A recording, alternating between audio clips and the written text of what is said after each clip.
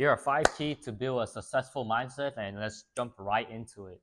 I believe first of the first is so important that you have to think outside the box.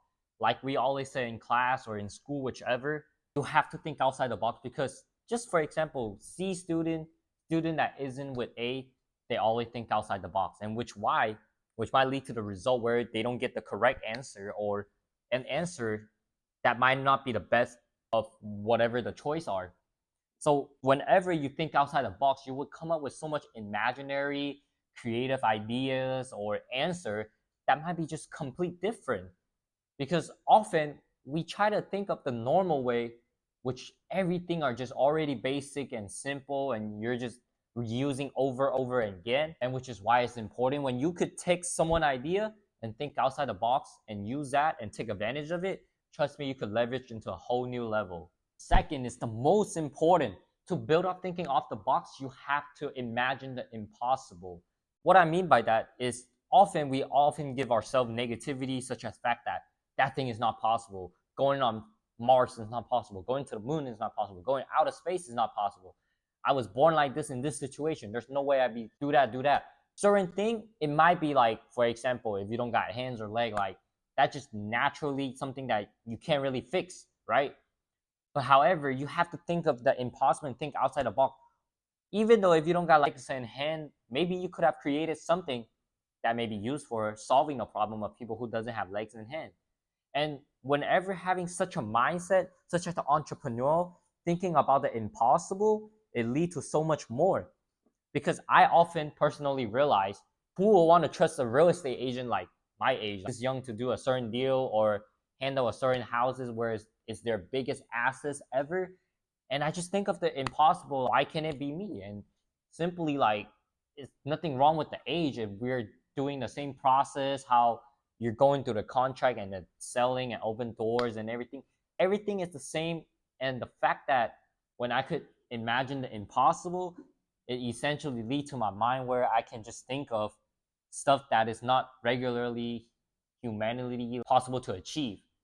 And which is why it leads to so much more of a creative side, such as new ideas.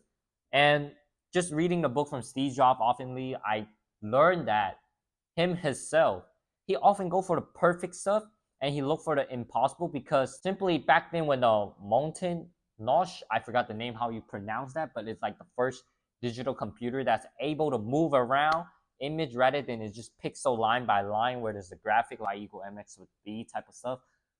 But when you think of the impossible, he literally thought of the impossible. He took someone else's idea and think outside the box and think of the impossible and then turn it into something that's truly possible what you have today, which such as the MacBook, the computer, the iPhone, iPad, all of that good technology that changed our life in so many different dramatic ways. And even such as the internet. When the dot-com didn't even come in before, people probably never thought of it. And regular people would have think how farmers and regular building houses, all of that regular physical job that would get you a paycheck and get you payout will be the way for the essential of the future. But guess what? When the bubble come, people thought of the impossible because they simply think of there could be another world outside of this three-dimensional world, which is .com, which now what you have see interaction between human all the way across the world, and there's just so much more from this idea where it came from impossible into something possible. Next, you only gotta embrace your mistake. I can't say how much of this, like, you just have to accept your failure and move on and learn from it. Oftentimes, you can be stuck with something that you think that gotta be successful. Sometimes you might just be wrong, and you have to take a step back and look at it from a different point of view because no one's ever always correct, and there's always someone better than you and another better answer that you might have received from someone else. So I think it is so important that we as a human just gotta be able to accept the failure part to enable to build up the mindset. For example, doing a test, I was never like a good straight A student, honestly, until later on in the year throughout the high school time. But I always accept my failure, the part that where I didn't give up on myself, but I accept the part at the time that I failed. I didn't study enough. I knew that I didn't study enough because I did not like the subject that I was learning. So why would I spend so much time into it, right? But the fact that I accept the part that I failed because I didn't put in much time in it, And then later on, I started to begin finding tricks and the most efficient way for me to study or learn. And essentially, I aced out throughout the high school year, which finally, not to brag, but got like 4.5 is GPA, which is pretty good, honestly, in my opinion, without spending that much time on it. Meanwhile, doing sport and a couple full-time job overtime throughout the high school year. And next is so important where we face the challenge. Just like all the great point I mentioned before, embrace failure. You got to be able to face the challenge. You got to be able to go up and take against the challenge, because often people want to back up and don't want to make mistake. They don't want to be the one that getting accused of failing something or not doing the best at the project or the product. However, in my opinion, I think it's so important where you have a successful mindset where you just embrace the mistake and then take the challenge. Because if you don't take challenge, it's nothing more on top of you.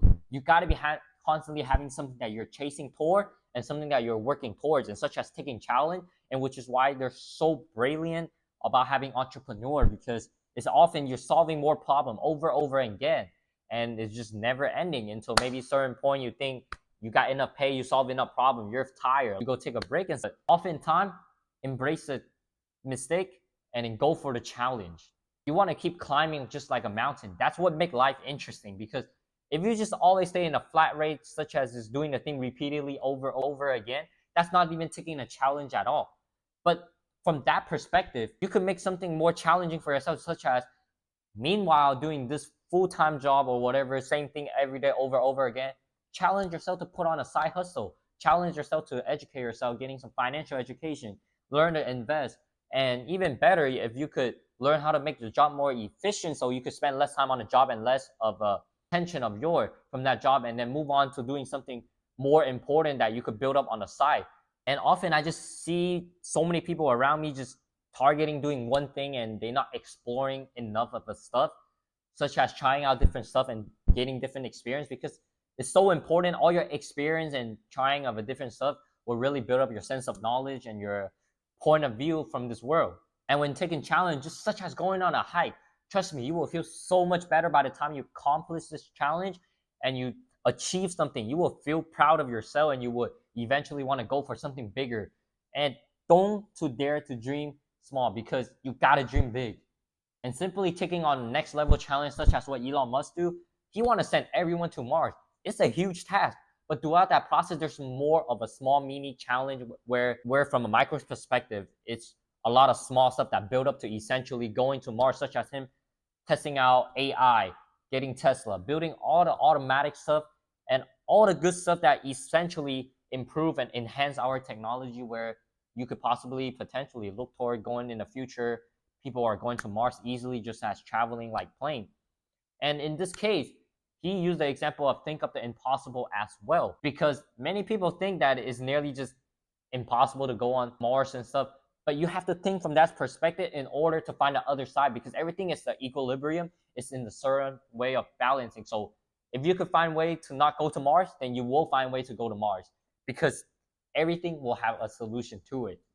Lastly, be different. This is like the biggest key. Why be the same like everyone else when you could be different? Why are you trying to be the same to get the right answer when you could be different? Well, in this case, you got to hear me out right. Like, people could prove 1 + 1 is not equal to 2 in their own perspective, in their theory. And there's such a thing, people going on in research in college for sure. I know that for a fact. But sometimes, why not try to be different? Because when you try to be different, you will put in extra amount of work. You will try to be more outstanding and more unique, and which build up your mindsets where you want to solve a certain problem, because often people would not thought of it if they're just being regular and the same, because people around you and everyone around you think the same, then you're going to end up with the same result. However, when you want to be different, you think differently. You're going to approach a question differently. You're going to see the stuff from a different perspective and different point of view, and essentially leading you to a successful mindset. And these are the 5 ways of getting a successful mindset. And trust me, you begin practice doing these, you will feel so much more different. You will learn so much more, gain much more experience, and even better, you will start to see changes, people around you, your life, your environment, like make a change, and you will just see how much difference you will make, and you will become as a person and among what any other people around you.